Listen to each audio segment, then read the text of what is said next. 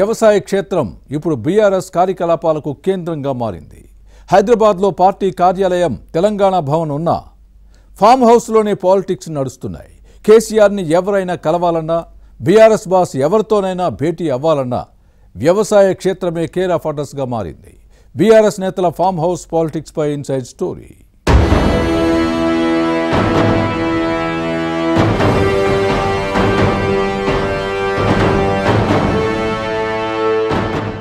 హైదరాబాద్లోని తెలంగాణ భవన్ బీఆర్ఎస్ ప్రధాన కార్యాలయం. పార్టీ అధికారంలో ఉన్నప్పుడు ఇక్కడి నుంచే పార్టీ కార్యకలాపాల్ని నిర్వహించేవారు. కానీ గత ఎన్నికల్లో పవర్ పోయిన తర్వాత కేసీఆర్ ఎర్రవల్లి వ్యవసాయ క్షేత్రానికి షిఫ్ట్ అయ్యారు. దీంతో ఫామ్ హౌస్ కేంద్రంగా పాలిటిక్స్ సాగుతున్నాయి. పార్టీ అధినేత కేసీఆర్ ఎక్కడుంటే రాజకీయాలు అక్కడే అన్నట్టుగా ఉంది నేతల తీరు. వ్యవసాయ క్షేత్రాన్ని వదిలి కేసీఆర్ పెద్దగా బయటికి వెళ్లింది లేదు. పార్టీతో పాటు కుటుంబ కార్యక్రమాలు ఇక్కడి నుంచే సాగుతున్నాయి.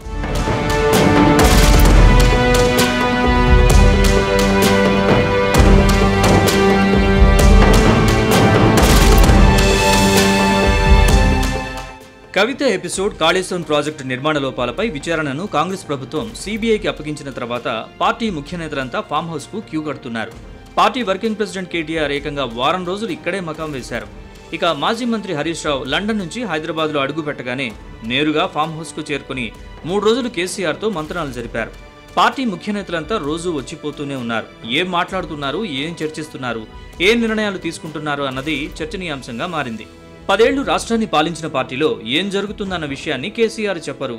కలిసి వచ్చిన వారు నోరు విప్పరు. ఎవరి ఊహకు వారికి వదిలేస్తారు. అంతా రహస్యం, అదే అపహాస్యం అన్న విధంగా పరిస్థితి ఉంది.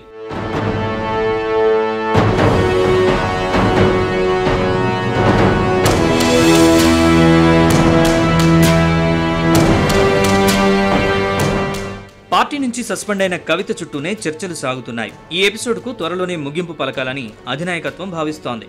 దూకుడు ప్రదర్శిస్తున్న తనయ విషయంలో తండ్రిగా కేసీఆర్ ఎలా వ్యవహరించాలి, కవిత కార్యకలాపాలతో పార్టీకి లాభమా నష్టమా అన్న విషయాలపై చర్చిస్తున్నారని సమాచారం. కవిత ఎలాంటి వ్యాఖ్యలు చేసినా పార్టీ పరంగా నిర్ణయిస్తే తప్ప ఎవరూ స్పందించొద్దని కేసీఆర్ బీఆర్ఎస్ నేతలకు స్పష్టం చేశారని బీఆర్ఎస్ వర్గాల్లో వినిపిస్తోంది. ముఖ్యంగా మాజీ మంత్రి హరీష్ రావు, మాజీ ఎంపీ జోగినిపల్లి సంతోష్రావు టార్గెట్గా కవిత ఆరోపణలు చేసిన ఇద్దరు నేతలు స్పందించలేదు. కేసీఆర్ ఆదేశాలతో వ్యూహాత్మక మౌనం పాటించారని, అదసలు విషయమే కాదన్నట్లుగా పార్టీ వ్యవహరించింది.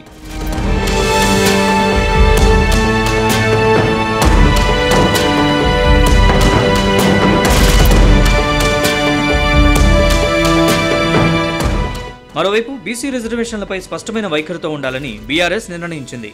బిల్లును కేంద్రం ఆమోదించకపోతే పార్టీ పరంగా రిజర్వేషన్ ఇస్తామని కాంగ్రెస్ ప్రభుత్వం ప్రకటించిన విషయాన్ని కారు పార్టీ గుర్తు చేస్తోంది. హస్తం పార్టీ దీనికి కట్టుబడకపోతే ఈ అంశాన్ని విస్తృతంగా ప్రజల్లోకి తీసుకెళ్లాలని బీఆర్ఎస్ భావిస్తోంది. ఒకవేళ ఇచ్చిన మాటకు కట్టుబడి కాంగ్రెస్ బీసీ రిజర్వేషన్లు అమలు చేస్తే కారు పార్టీకి జరిగే నష్టంపైన పార్టీ నేతలు ఫామ్ హౌస్ లో చర్చించారు. ఇక ఇప్పటికిప్పుడు స్థానిక సంస్థల ఎన్నికలు జరిగే అవకాశం లేకపోయినా సమరానికి పార్టీ శ్రేణులను ఏ విధంగా సమాయత్తం చేయాలనే విషయంపై సుదీర్ఘంగా మంతనాలు జరిపారు.